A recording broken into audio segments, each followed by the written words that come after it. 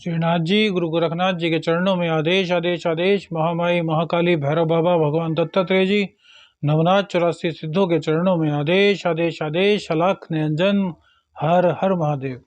मैं astro shower मित्र आप सभी का स्वागत करता हूं। आज बात करेंगे 12 जनवरी 2024 के कन्या राशिफल की। शुक्रवार का दिन है, तो माँ वैभव लक्ष्मी, माँ संतोषी के चरणों में नमन करते हुए आज के दिन की शुरुआत करेंगे। पोष शुक्ल पक्ष की प्रतिपदा तिथि है आज। चंदन पक्ष, जिसको शुक्ल पक्ष बोलते हैं, उसकी शुरुआत आज से होगी। आज सूर्योदय का समय सुबह को 7:15 पर रहेगा, जबकि सूर्यास्त शाम को 5:43 पर होगा। विक्रमी संवत 2080 में अभिजीत मुहूर्त का समय 12:08 से 12:50 तक रहेगा। वहीं राहु काल 11:10 से 12:29 तक रहेगा। दिशा शूल पश्चिम दिशा की रहेगी। यह राशिफल आपकी चंद्र राशि के आधार पर है। यदि आप अपनी चंद्र राशि नहीं जानते तो अपनी नाम राशि के आधार पर इस राशिफल को देख सकते हैं। अब बात करेंगे कन्या राशि की। देखिए, कन्या राशि में केतु देव विराजमान हैं, 3rd हाउस में शुक्र देव विराजमान है, 4th हाउस में सूर्य मंगल और बुध की स्थिति रहेगी। चंद्रदेव आज 5म भाव में गोचर करेंगे। शनिदेव 6म भाव में, राहु 7म में, गुरुदेव 8म भाव में गोचर करेंगे। चंद्रदेव का गोचर आज सूर्य देव के नक्षत्र से होगा, और जो चंद्रदेव हैं वो दोनों ही ओर से आज क्रूर ग्रहों से घिरे रहेंगे। शनि सूर्य मंगल के बीच में चंद्रदेव होंगे। तो देखिए, यहाँ कहीं ना कहीं पाप कर्तरी योग का निर्माण भी हो रहा है। चंद्रदेव अपने ही घर को देखेंगे तो यह बड़ा ही शुभ फल प्रदायक है। वहीं राहु की दृष्टि शुक्र देव पर रहेगी। शनिदेव की तीसरी दृष्टि गुरु पर होगी। तो आइए सुनते हैं, आइए विचारते हैं कि क्या आज आपका राशिफल रहेगा। चंद्रदेव का 5म भाव में होना बहुत अच्छा रहेगा। अपने ज्ञान के बल पर आप सब चीजें आज प्राप्त कर सकते हैं। करेंगे नहीं, कर सकते हैं। इसके लिए आपको सबसे पहले क्या करना होगा कि अपने चंद्रदेव को मजबूत करना होगा। चंद्रदेव को मजबूत करने का क्या प्रक्रिया होती है वह आपको हम बता चुके हैं। अब चंद्रदेव शनि सूर्य मंगल के बीच में रहेंगे तो क्या है कि चंद्र पीड़ित हो जाएंगे, तो मानसिक अशांति, सही निर्णय न ले पाना। तभी हमने कहा ना कि आप अच्छी आमदनी प्राप्त कर सकते हैं, लेकिन उसके लिए कैसे, क्या उपाय करेंगे। तो चंद्रदेव पाप कर्तरी योग में आ गए। शुक्ल पक्ष का आरंभ हो चुका है। तो चंद्रमा धीरे धीरे उदित होंगे, लेकिन उदित होते हुए ही चंद्रमा को ग्रस लिया गया है क्रूर ग्रहों द्वारा। तो क्रूर ग्रहों के बीच में जब चंद्र पिसते हैं तो अर्थात हमारा मन वो बड़ा व्यथित हो जाता है। हम सोच नहीं पाते कि हमें क्या करना है, सही निर्णय पर जा नहीं पाते, जो निर्णय लेते हैं वो गलत होता है।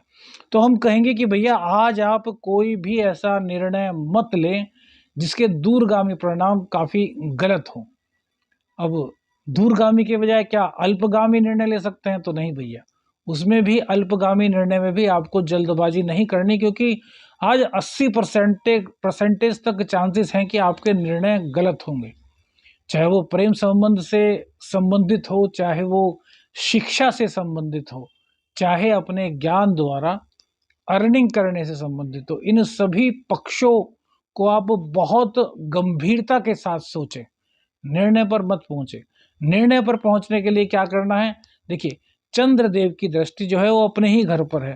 तो आपकी कुंडली में सबसे बड़ी बात जो वो हो रही है वो है इस वक्त शुक्रदेव की। शुक्रदेव इस वक्त पूर्ण रूप से बली हैं। तो कहीं ना कहीं पत्नी का सहयोग इसमें आप ले सकते हैं कि मैंने यह निर्णय लिया है, मैं ये सोच रहा हूँ, क्या इसको हम क्रियान्वित कर सकते हैं। सबसे पहले आपको अपनी पत्नी से इस बारे में विचार विमर्श करना है यदि कोई बड़ा निर्णय लेते हैं। उसके बाद अपनी माता जी की सेवा आपको करनी है। माता जी से भी आपको अनुमति लेनी होगी। उसके बाद यदि आप कोई निर्णय लेंगे तो वो आपका काफ़ी हद तक सही होगा। लेकिन यदि कोशिश करें कि उस निर्णय को अपने पास संभाल करके रखें और लगभग 2 दिन बाद ही उसको क्रियान्वित करने की सोचें। क्यों? क्योंकि देखिए, अभी तो चंद्रदेव इसके बीच में रहेंगे, फिर चंद्र शनि के साथ आ जाएंगे तो यहाँ भी विषय दोष बनेगा।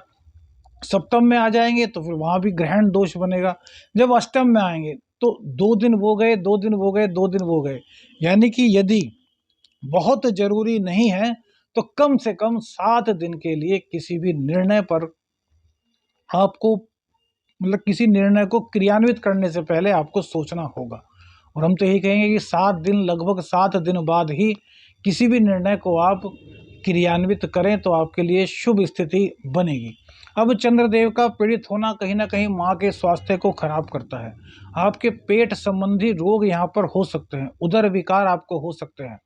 कहीं न कहीं हृदय की प्रॉब्लम, बीपी की प्रॉब्लम भी थोड़ी-सी आपको परेशान कर सकती है। कोलेस्ट्रॉल अधिक बढ़ना, स्वाद के चक्कर में कुछ भी खा लेना, तो इन चीज़ों को आपको भैया कंट्रोल करना होगा कि मन आपका बेचैन इस दौरान रहेगा। नींद की कमी आपको सताएगी।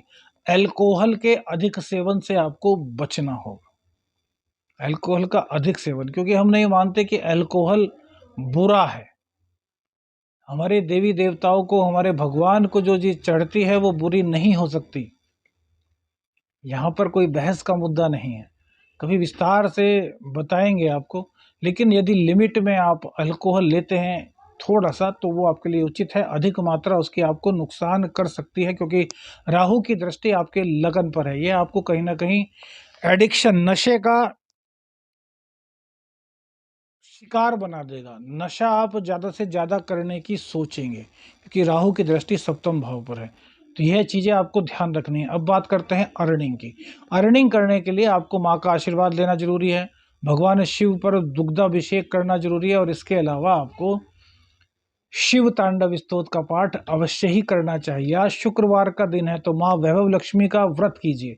जो लोग व्रत नहीं कर सकते वो माँ दुर्गा के मंदिर में जाएं, माँ को खीर का भोग लगाएं। उस खीर में थोड़ा सा केसर डाल दें, और जो खीर बनाए वो चीनी की न बनाए, जो धागे वाली मिश्री होती है उससे उसको मीठा करें। तो यह आपके लिए कृपा का, बहुत बड़ी माता रानी की कृपा का आपको पात्र बना देगा और आपका कल्याण होगा। इसी तरीके से आपकी आमदनी आज बढ़ सकती है, अन्यथा आमदनी में कुछ ना कुछ उलझनें आपको रहेंगी। शुक्रदेव आपको जरूर वरदान दे रहे हैं, शुक्रदेव आपके भाग्य भाव को दे रहे हैं। तो वो कह रहे हैं कि पिताजी की सहायता लीजिए, पिताजी का आशीर्वाद लीजिए, पिता की सलाह से आगे कदम बढ़ाइए। तो शुक्रदेव आपकी यहाँ पर पूर्ण मदद कर रहे हैं। धार्मिक गतिविधियों में प्रतिभाग करें।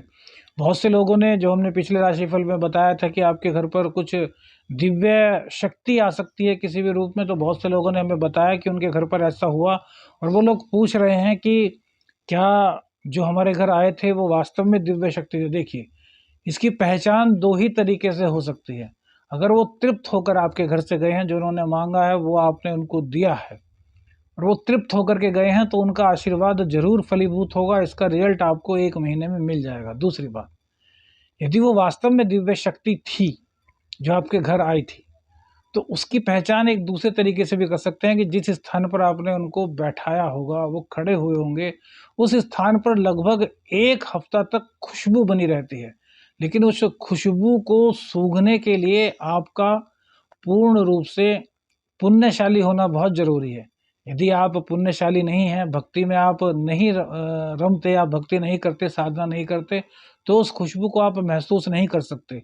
शुद्ध मन से उस स्थान पर जाएंगे और अपने इष्ट देवता से कहेंगे कि बताइए कि क्या वास्तव में जो आए थे हमारे घर पर वो दिव्य पुरुष, दिव्य आत्मा थे या नहीं।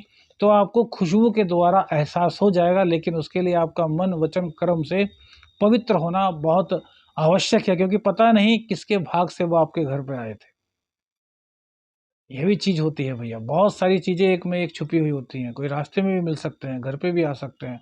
तो इन चीज़ों को आपको ध्यान में रखना है।